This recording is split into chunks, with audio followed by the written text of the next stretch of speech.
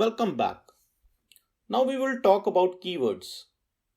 But let's take an example of English sentence, that is Raj and Ravi. It means I am talking about two names.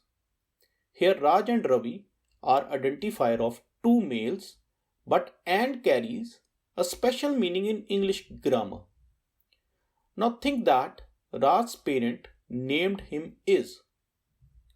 Then this sentence will be is and Ravi, which will make no sense as is carry special meaning in English grammar.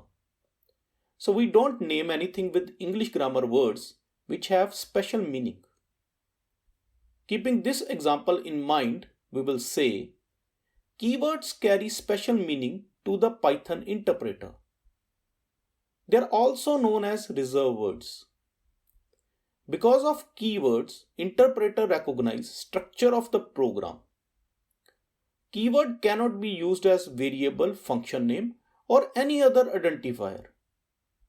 There are 33 keywords in Python 3.7. Let's have a look at them. Identifiers must be written as it is. Here notice that false, none, true begin with capital letter and rest all are in small letters. Thanks. See you in the next video.